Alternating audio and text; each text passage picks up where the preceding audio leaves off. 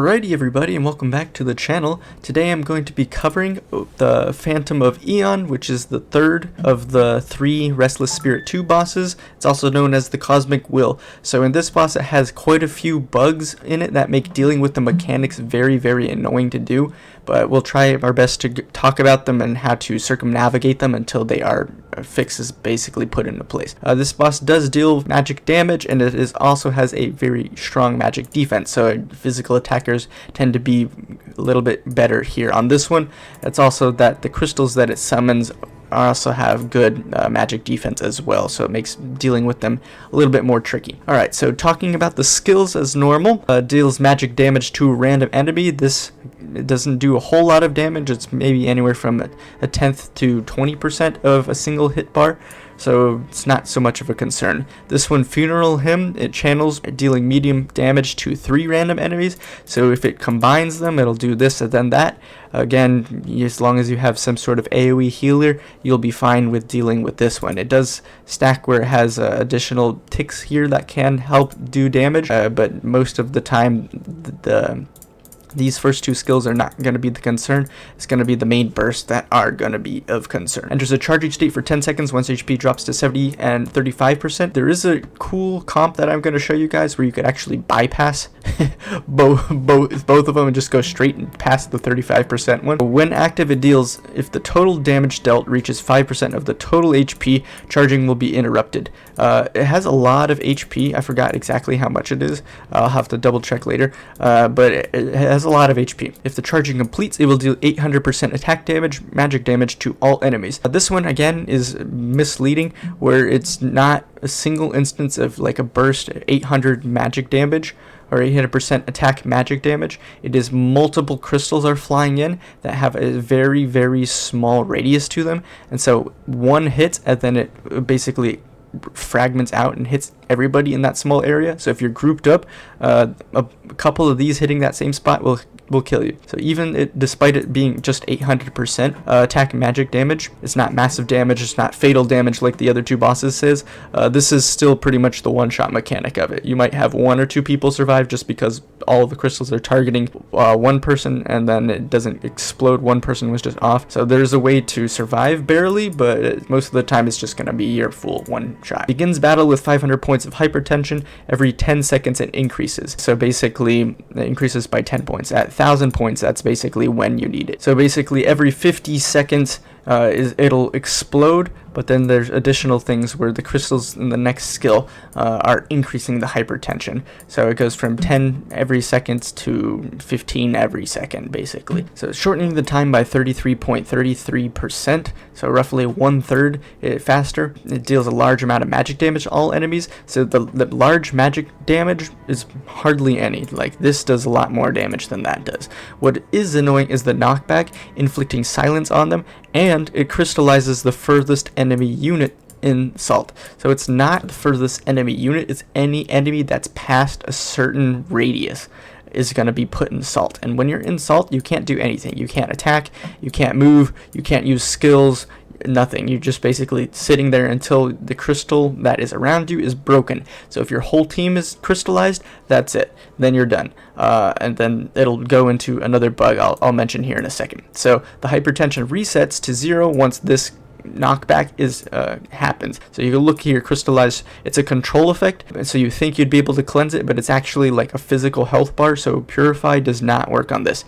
Quite annoying. You would think that Seth or somebody like that would be good at it, or the new Bella, but none of those effects actually work on this. They're interrupted, unable to cast ultimate, basic, special attacks, or move. So the other ones, so Discipline gives 40% damage reduction and hypertension buildup to Phantom of Aeon. So that is basically the left side crystals. You want to destroy those first. Then the right side crystals are the 40% damage boost and 50% hypertension buildup rate. So they both increase the hypertension buildup rate, but one of them is basically increasing its defense, the other is increasing its offense. So you want to remove the defense portion because that will allow you to burst through the boss faster. And especially the strategy that I'm going to show you. Each of the crystals will emit a wave of damage every 10 seconds to all enemies. The damage is very, very minimal, unless there's like 10 crystals on the field, then that's the only time that'll actually be significant damage. But the super important part is when a crystal is destroyed, it restores 3 blood power to the team that eliminated it. Again, that's another type. It's supposed to be blood energy. That's very useful because if you're using a 3-cost ult to one-shot the crystal, you're gaining your full energy back and you're just continuing a damage rotation. However, in the second phase, there's a second part to it, which is this malediction. So once the first divine refraction ends, Phantom of Aeon will enter phase 2, summon a judgment crystal that emits resonance waves every 15 seconds, dealing 100% attack magic damage to all enemies and adding a malediction card. So again, that it doesn't do a whole lot of damage, but now you have 2 crystals that are doing that, 3 crystals that are doing that, magic damage, 3 random enemies, and then so you have multiple sources of doing minimal damage. So it can add up as long as you aren't able to do anything. So if you can't move, then you're just dead. So moving on. The malediction cards to their hand, 2 of them can exist in your hand at one time, so that's if there's 2 crystals on the field. I don't know when exactly they summon. I want to say it's basically every phase for this divine refraction, so once and then twice it'll summon. So if you can't kill it, then it won't pop up, but other than that, then you can get rid of them. So they cost 1 card to use. It causes an ally to lose 50% of boss's attack damage as health every second for 20 seconds, and then inflicts crystallize on them. So there is a way to get around this where you cast it on a non-DPS and then you use a DPS to just instantly clear it. But again, then you're subtracting from the damage that would be going out towards the boss. You kind of need to balance it, so it reduces the energy regen rate by 30%. So there's 2 ways around this. One is you use this energy card on a physical summon, so that'll be like your Bella summons or like a Pyrrha Tower summon, or you just throw it on a non-damage dealer and just break it with a damage dealer. So you have 2 ways around that. Okay, so there's a couple of bugs here. One is that these crystal summons, the ones that spawn on the right side, have a possibility of spawning underneath your skill ultimates, and so you aren't able to actually target them when you're trying to do a targetable. So if you have an extremely small targetable, or if you have like an AoE placement on the ground targetable, then you're able to break it, else you have to use bounce attacks. But Lamia doesn't work because it'll bounce from the crystal and then just bounce off of the boss a couple of times, so you don't actually have enough to use this. So Lamia is actually not very good in this one, unlike most of the other ones. If you have dash targetables, like your assassins, they can do well, but once they enter the second phase, then they don't have enough damage to break the crystals in one hit. Most of them anyways. So that's left with your marksman to be able to do crystals. And then I tried Agarus, I tried Thibault, I tried like regular Agarus, and none of them have enough damage to do good one-shots on the crystals in the second phase. So initially this was the best team that I had been using. It was Van, Cecia, Dardo Acapella, and Aeon. Aeon was mostly just to keep everybody topped off and to position everybody so you're in the middle of where the crystals spawn, and then you basically focus and use the bounce attacks from Cecia in order to continuously destroy all of the crystals. It needs to be somewhat built and with high gear just because the crystals are extremely tanky in the second phase, and then it was also difficult to run this comp because despite Akka boosting your blood soul recovery, with these 2 alone, that's 11 energy that you need in order to run a rotation off of them. So you were very, very tight on the energy, and so in the second phase you kind of get into a stumbling block where you need enough burst damage to destroy the boss health bar before it explodes and kills your team, and then you also need enough to continuously break the crystals, but it's hard to get a rotation because that's 11 energy from that alone as well. So it's very, very difficult for this comp, but it's probably the best one that you could do. If you have an extremely strong built-up T-Noah, he can do fairly well on this one. Else, I didn't put any of the characters here, but you could use normal Bella, or you could add a Pyrrha here. Normal Bella would basically replace Starry-Eyed Aeona, and you would just rely on your acapella in order to do enough damage, and then you would actually be using Bella ult to help you damage and destroy the crystals if you don't have either of these two up in a rotation. But again, it's very difficult because these are both targetables, and so it's difficult to destroy that third and final crystal. Positioning and ult order is here, so I say the best way to deal with the mechanics is to not deal with the mechanics. So this first comp, I literally just tested it this morning, extremely powerful. With both of these, I was able to get 9 fragments, but it was very buggy and inconsistent, and it would take anywhere from 2 minutes to 3 minutes in order to do it. This comp, you just ignore the boss mechanics and you just straight burst through the entire boss bar in 40 seconds, and you kill it before it can do anything else. So I'm going to be showcasing this comp today. It'll also be a good showcase of F, Bella, and Sirene on here. First, your way with damage and blood cell recovery.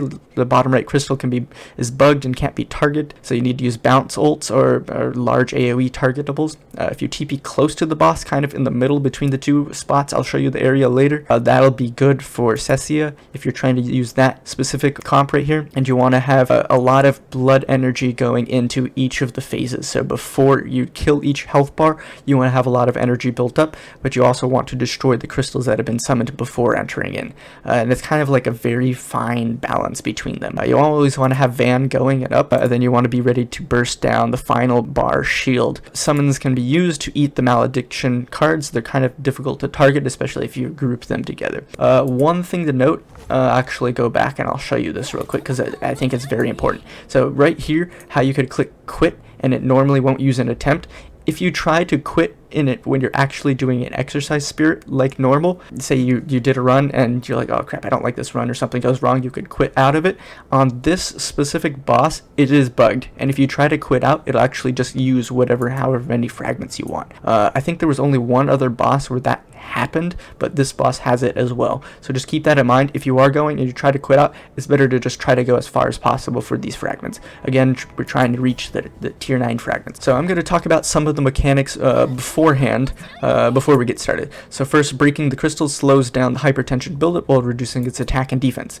So that was in the kit earlier, so this stage field mechanic isn't really taking apart. It's just part that's built into this kit right here. When you start, you're going to be facing on the right. Once the battle starts, the camera is basically going to rotate 90 degrees, and then the camera is going to be facing as if it's coming from this direction, and then this is now the front side. So it's kind of a weird thing. The other thing is the boss has a summon radius where it'll go out to here, and then it'll come out, and then it'll be like a half circle crescent all the way around the boss, kind of like if it was just going like a half circle around it. So the thing to note is within this first half, basically, if you're past this first half and the boss does the knockback in its skill here, you won't be crystallized. But if you're past this line, when you get knocked back, you will crystallize and there's nothing you could do. Your run is ended. So it's extremely important that you either well with dealing with the crystals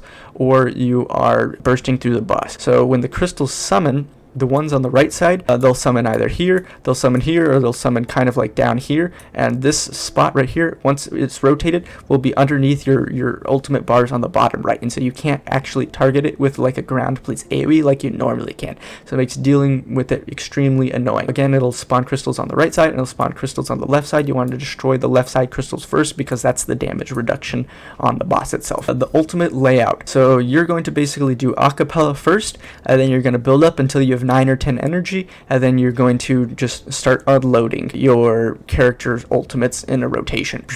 Whatever is your main character, so whether that's Van or Cecia, Lumine can do decently here, Del Carlo here is a sub one, Noah, T-Noah, or Bella. Those are the main characters that I've tested that are good for this. I want to try an Assassin's Comp next, but basically you're going to do a quick damage rotation, and it's going to be very quick on trying to just burst the crystals down as quickly as possible, but you also want to be careful that you're not trying to do that right before the boss is about to run out of its health bar, because once the health bar runs out, then it'll start entering its charging phase, and then it can become very difficult in order to. So 3.1 million health, so that's this on 1x speed, just to explain a couple of things. So you see how the orientation rotated. So I'm going to cast my Akka ult here. Alright, so we're going to go ahead and get this battle started. So of course I'm going to start off with my Akka ult just to get my blood energy going. I'm going to turn this down while I'm talking real quick. So as long as you're past this line right here on the front half, you'll survive. So you could TP kind of yourself to the hand, and that could kind of help, but then you lose out of this back bottom portion. And then basically you're unable to destroy it. So I'm going to start my rotation here with my Van, and then I'm going to destroy blue crystal is for defense, red crystal is for offense.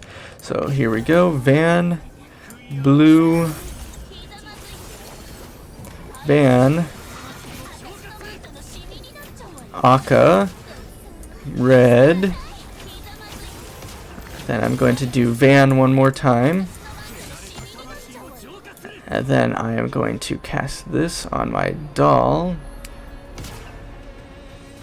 just so I can get my blood rotation going.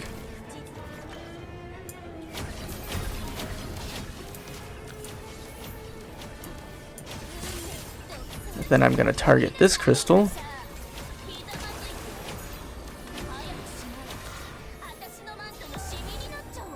And then I'm going to get back on Van.